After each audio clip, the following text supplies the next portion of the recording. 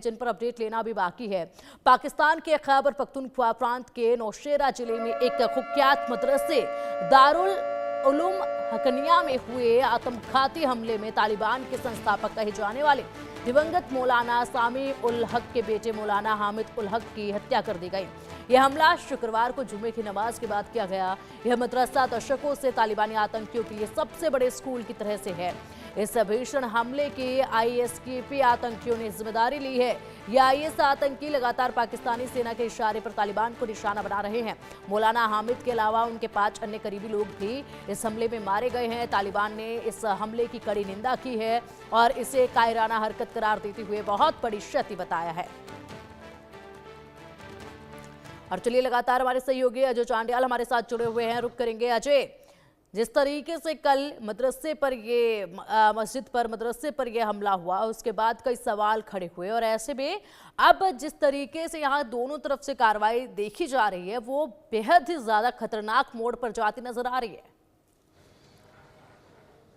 देखिए बिल्कुल जिस तरीके से जो कल हमला हुआ है और ख़ासतौर पे इस मौलाना के मारे जाने के बाद कहीं ना कहीं ये कहा जा सकता है कि पाकिस्तान में अब अगले कुछ समय तक तालिबान जो है वो कई हमले करेगा, क्योंकि पिछली बार जब एयर स्ट्राइक किया था उसके बाद एक सप्ताह तक लगभग 10 हमले जो है तालिबान ने बैक टू बैक पाकिस्तानी सेना के बंकरों, मोर्चों, गाड़ियों पर किए और कई नुकसान किए। अब ऐसे में अब उनके जो मौलाना पर जो हमला हुआ है और उसकी जिम्मेदारी जो AKPI ने ली है, उसके बाद कहीं ना कहीं ये साफ हो जाता है कि ये जो हमला है उसके पीछे पाकिस्तानी सेना है, क्योंकि IKPS जो है ये लगातार ISKP जो है ये लगातार आतंकी संगठन रहा है और ये लगातार पाकिस्तानी सेना के इशारे पर काम करता है और इसी के माना जा रहा है कि उसने जो जिम्मेदारी ली है उसका मतलब सीधा सीधा है कि वहां पर पाकिस्तानी खुफिया एजेंसी ISI ने इस हमले को अंजाम दिया जिससे मौलाना को और उनके साथियों को वहां पे मारा जा सके। दरअसल इनको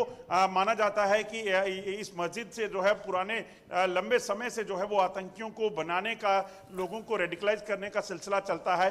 दरअसल ये वो मस्जिद है जहां से 1947 में जिसको यहाँ पे बनाया गया था और तब से लेकर इनका कहना है कि ये TTP के जो लोग हैं वहाँ रेडिकलाइज होकर उस जमात से जुड़ते थे। तो ऐसे में अब ऐसे लोगों को निशाना बनाने का पाकिस्तानी सेना का जो प्लान था वो कहीं ना कहीं अब एक्सपोज हुआ है और उसके पीछे सीधे तौर पर जो है वो TTP नाराज है और TTP ने साफ कर दिया है कि अब पाकिस्तानी सेना पर जो है वो अपने हमलों को तेज करेगी और ऐसे में अगर TTP के हमले तेज होते हैं तो यकीनन पाकिस्तान में एक बार फिर से बवाल जो है खैबर पख्तूनख्वा के इलाके में होने वाला है।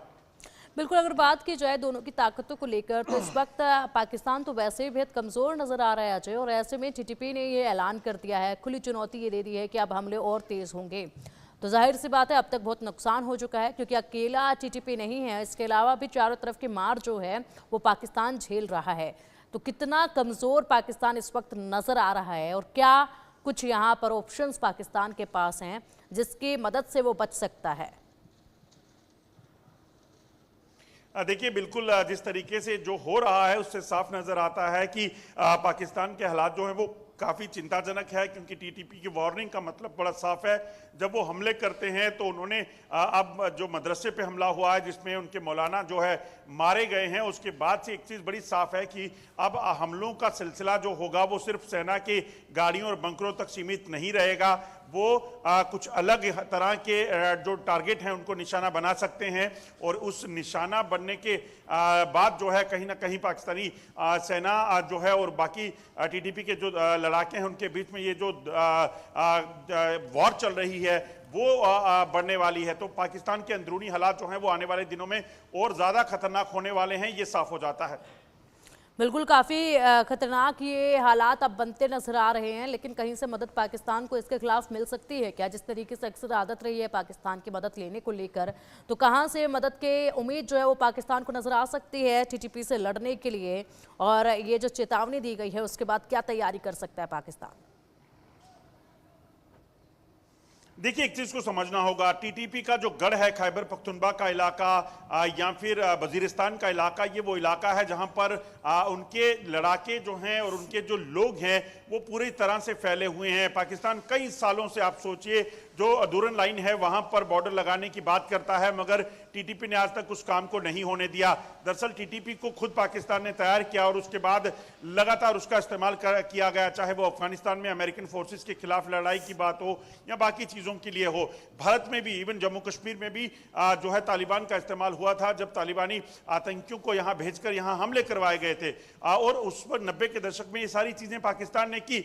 आज वही जो टीटीपी है वो पाकिस्तान के खिलाफ इसलिए खड़ी है क्योंकि पाकिस्तान ने उसका इस्तेमाल तो किया मगर उनको कभी भी अपना नागरिक नहीं माना, उनका सिर्फ इस्तेमाल होता रहा और उनको कहीं ना कहीं एक्सप्लॉइट किया गया। तो अब जब उन लोगों को समझ आई है और उनका कहना है कि हम ट्राइबल लोग हैं, हमारा जो रिश्ता है, हमारा जो इलाका है वो अपना है, हम अपने आप को खुद जो है वो बनाना चाहते हैं और अफगानिस्तान के साथ उनकी जो नई सरकार जब तालिबान की बनी उनके साथ नजदीकियां उनकी ज्यादा हैं। तो ये वजह है कि पाकिस्तान दरअसल इस इलाके में अब अपने आप में कमजोर पड़ गया था और उसमें कमजोर ज्यादा इसलिए भी हो गया क्योंकि जब टीटीपी ने इन पर हमले ज्यादा तेज कर दिए। हालांकि पीछे बातचीत का सिलसिला शुरू किया गया था, जब पाकिस्तानी सेना और टीटीपी के जो लीडर हैं उनके बीच में बातचीत हुई, मगर पाकिस्तानी सेना ने खुद उस बातचीत को खत्म किया और उसके बाद हमलों को तेज किया। उसकी जवाबी कार्रवाई में कई सैनिक जो हैं वो टीटीपी ने मार गिराए हैं। तो ये सिलसिला अब रुकने वाला नहीं है, ये ज्यादा जो है वो फैलने वाला है और आगे बढ़ने वाला है।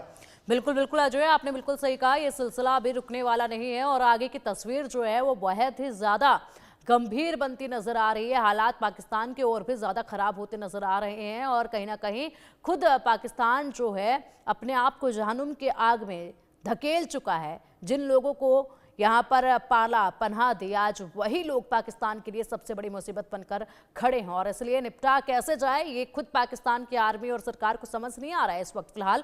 लेकिन इसी के चलते अब जो हालात हैं वो गंभीर होते ही नजर आएंगे। फिलहाल बहुत शुक्रिया आपका इन तमाम जानकारियों के लिए। और देखिए किस तरीके से कायराना हरकत का जवाब दिया जा रहा है दोनों ही तरफ से। ऐसे में जो अटैक किया गया है उससे बड़ी क्षति पहुंचाई गई है और एक के बाद एक अब ये जो अटैक का सिलसिला है ये दोनों ही तरफ से काफी तेज होता जा रहा है। हालात बेहद ही गंभीर फिलहाल बनते जा रहे हैं। तस्वीरें देखिए, तालिबान के संस्थापक के बेटे की पाकिस्तान में हत्या हुई, उसके बाद इस मदरसे पर अटैक किया गया। पाकिस्तान के खैबर पख्तूनख्वा में फिर धमाका, मस्जिद में आत्मघाती हमलावर ने खुद को उड़ाया। धमाके में हामिदुल हक हक्कानी की मौत।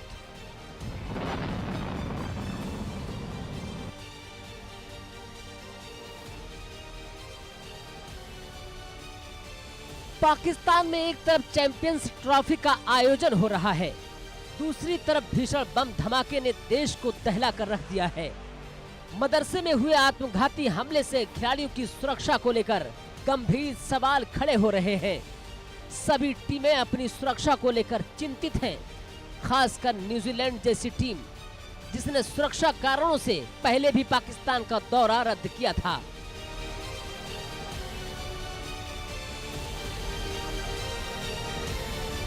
पाकिस्तान के खैबर पख्तूनख्वा में दारुल उलूम हक्कानिया मदरसे में एक आत्मघाती विस्फोट हुआ जिसमें कई लोगों की मौत हो गई और 20 से ज्यादा लोग घायल हो गए।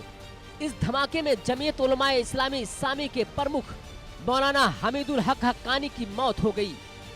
खैबर पख्तूनख्वा के मुख्यमंत्री की सूचना सलाहकार ने मौत की पुष्टि की है।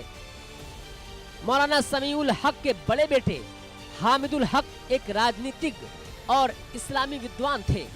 2002 से 2007 तक नेशनल असेंबली के पूर्व सदस्य रहे थे। अपने पिता की हत्या के बाद जामिया दारुल उलूम हक्कानिया के कुलपति बने और JUIS के अध्यक्ष के रूप में भी काम किया। 2023 में उन्होंने धार्मिक कूटनीति के हिस्से के रूप में अफगानिस्तान में पाकिस्तानी धार्मिक विद्वानों के एक प्रतिनिधि मंडल का नेतृत्व किया और तालिबान नेताओं से बातचीत की।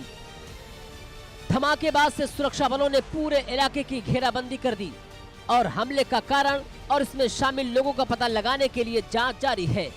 शुरुआती जानकारी में सामने आया है, नमाज के दौरान मस्जिद के मुख्य हॉल में भारी संख्या में लोग मौजूद थे। तभी अचानक आत्मघाती हमलावर ने नमाज खत्म होने के बाद खुद को उड़ा लिया। इस धमाके में कई लोगों को अपनी जान गंवानी पड़ी। रिपोर्ट में कहा गया है कि मौलाना हामिदुल हक हक्कानी विस्फोट का टारगेट थे। अभी तक किसी भी आतंकी संगठन ने हमले की जिम्मेदारी तो नहीं ली है। लंबे समय से पाकिस्तान दोहरे विद्रोह से जूझ रहा है। एक का नेतृत्व इस्लामी चरमपंथियों की ओर से किया जा रहा है और दूसरे का नेतृत्व जातीय अलगाववादियों द्वारा किया जा रहा है, जो सरकार पर संसाधनों के आवंटन में भेदभाव का आरोप लगाते हैं। अफगानिस्तान में तालिबान की विचारधारा और आत्मघाती बम विस्फोटों के मुखर समर्थक हामिदुल हक हक्कानी आखिर में उसी चरमपंथ का शिकार हो गए जिसका उन्होंने समर्थन किया था।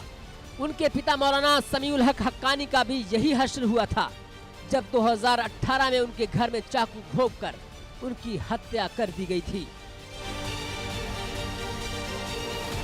Bureau report, India news.